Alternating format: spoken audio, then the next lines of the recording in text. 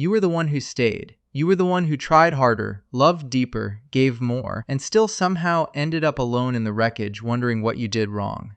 That question has been living inside you for a long time now, quietly, like a bruise you keep accidentally pressing. And what I'm about to tell you is something most people spend their entire lives never understanding about themselves. So stay with me, because this is yours.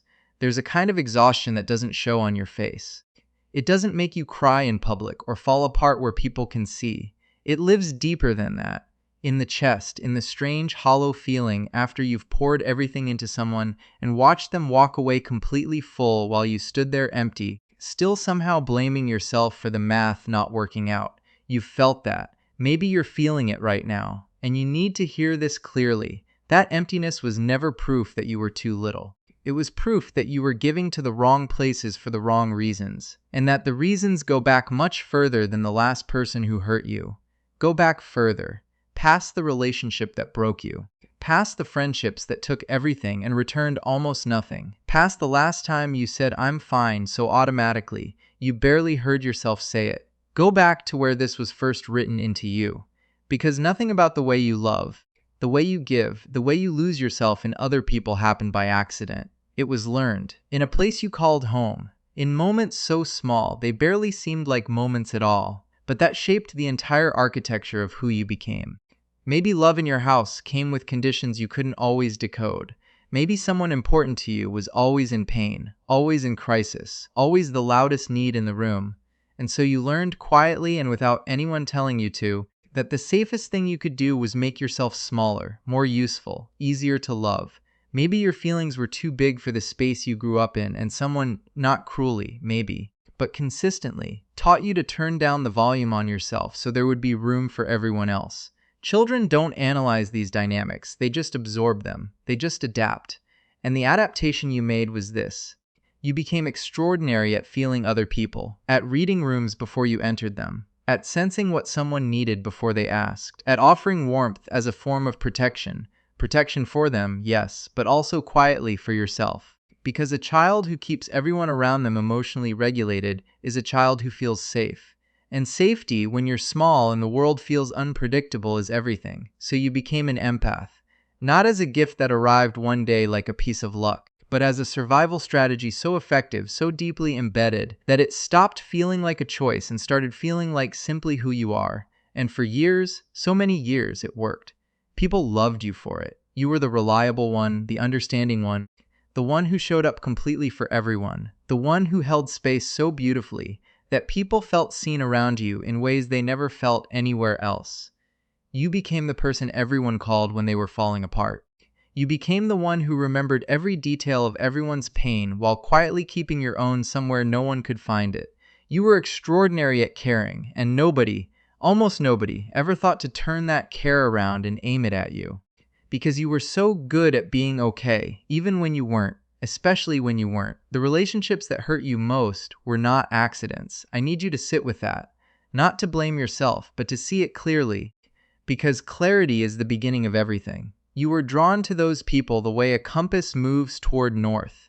Not by conscious choice, but by something older, something written into your nervous system, long before you had the language to question it.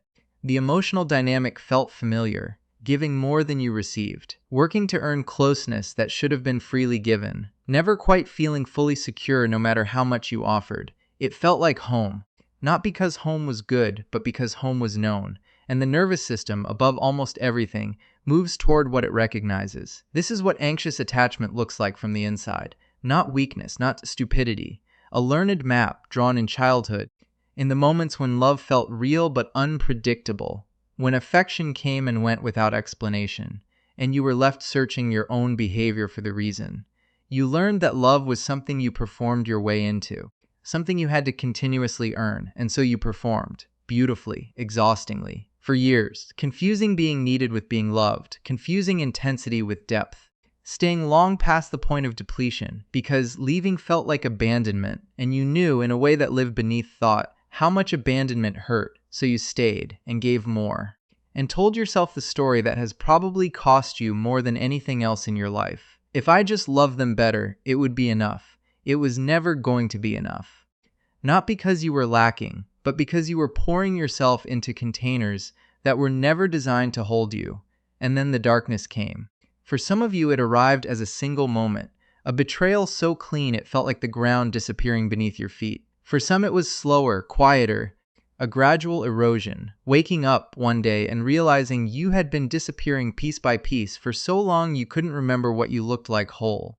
For some, and this is the one that lives in the deepest silence, the darkness was not a dramatic event at all. It was a realization. The moment you finally understood, with a clarity that arrived like cold water, that the person you had been endlessly accommodating, endlessly protecting, endlessly shrinking yourself for, was never going to do the same for you. Not because they were monstrous, but because they simply weren't built for it. And you had spent years of your one precious life, waiting for a love that was never going to come in the form you needed it. That grief has no clean name. You're not mourning a death. You're mourning a future that only ever existed inside your own hope for it. And that specific, sourceless, unnameable loss is one of the loneliest things a human being can carry. But here is what I need you to hold on to right now, in whatever way you can. The darkness was not the end of your story. It was the turn. The brutal, unasked for, necessary turn towards something the rest of your life had been trying to reach. Because something happens in genuine darkness, in the kind that removes every strategy, every performance, every layer of identity you built for other people's comfort, that simply cannot happen any other way. You meet yourself. Not the version that was built for everyone else's ease. Not the always available, never too much, endlessly understanding version. The one underneath. The one that was there before the wound taught you to hide it. Quiet at first, uncertain, blinking in the unfamiliar light of your own attention. But there, still there, after every person who took too much. After every room you made yourself smaller to fit into. After every love you poured outward and never received in equal measure. After all of it, you were still there. And that fact, that stubborn, impossible, beautiful fact, is the most important thing you will ever know about yourself. What grows from that meeting, slowly, unevenly, without announcement, is something that cannot be taught or read into existence. It has to be lived. Your empathy doesn't leave. It never will, and you wouldn't want it to. But it transforms. Before the darkness, it was happening to you, indiscriminate, unfiltered, a current you were swept along by without choice. You felt everything, always. The grief of strangers, the anxiety in rooms before anyone spoke, the loneliness behind people's laughter, the wound beneath their anger. You absorbed it all with no way to distinguish what was yours and what belonged to someone else entirely. After the darkness, after you have been genuinely broken and have genuinely chosen to come back, something shifts. Your empathy becomes chosen, conscious, rooted. You begin to feel the difference, subtle at first, then completely undeniable, between resonating with someone's pain and being consumed by it, between love and self-erasure, between staying present with someone's darkness and disappearing into it. That distinction, which once felt impossible, becomes the most natural navigation in the world, because you've lived on the wrong side of it long enough to know exactly, viscerally, in your body and your history, what it costs. And discernment grows, not the intellectual kind, the earned kind. The kind that can only come from having been genuinely deceived by your own hope, from having loved people who were not capable of loving you back and having survived the truth of that fully. You begin to see people clearly, not harshly, not with the cold distance of someone who is closed off, clearly. You can feel when someone is performing versus when they are genuinely present, when someone is drawn to what you can give versus who you actually are, when a relationship is asking you to grow versus quietly, steadily asking you to disappear. You feel it early now, before the damage accumulates. And you trust that feeling because you know, from evidence written in your own life, what happens when you don't. The other thing that changes, the quiet revolution, the one invisible from the outside, but that rewrites everything from the inside, is that you stop needing to be needed in order to feel worthy of space. For most of your life, being needed was the closest thing you had to safety, to proof that you mattered, that you belonged somewhere, that your presence had value. Being needed was the one love language your nervous system fully trusted because you could always generate it. By helping, by fixing, by being the one who showed up. But now, slowly and perfectly on the days you can manage it, you begin to give from a different source. Not from fear, not from the old survival equation, but from actual overflow.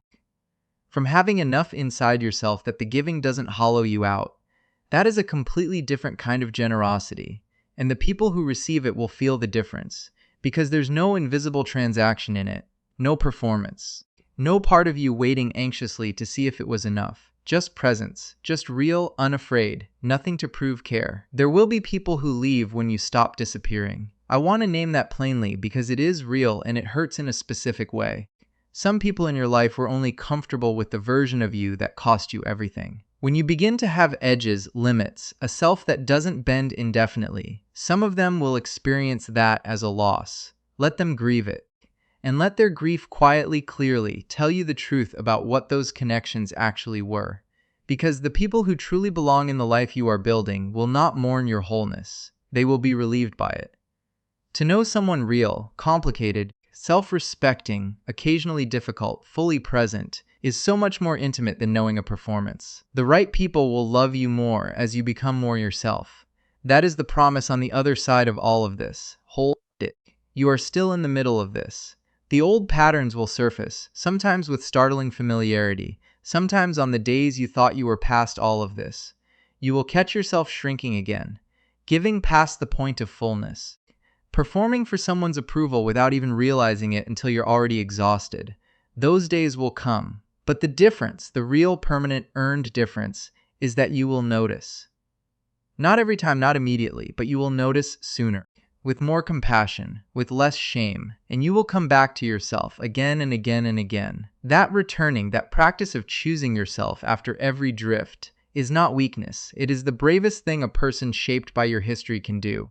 It is the work. It is in fact everything. The world will keep trying to tell you that what you've survived has made you damaged, too sensitive, too shaped by things you should be over by now. Don't let it.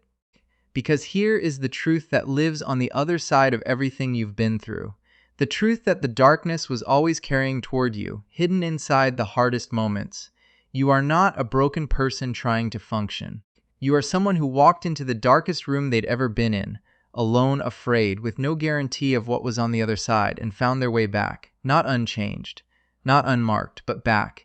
And the person who came back is deeper, clearer, more real than the one who went in. They carry something that cannot be manufactured or borrowed or learned from the outside. A wisdom that is entirely, irrevocably theirs, built from lived loss, from real reckoning, from the long, unglamorous work of choosing themselves after a lifetime of being taught that everyone else came first. That is rare, genuinely, extraordinarily rare, and it is yours. You were never too much. You were always enough. You were just in rooms too small, with people too closed, to hold everything you actually are. And you are finally, slowly, imperfectly, on good days and hard ones, building something different, a life with room in it, for your feelings, for your needs, for your voice, for the full, unedited, unperforming truth of who you are, not the version that survived by disappearing, the one that is learning day by day to stay, all of you, every last part.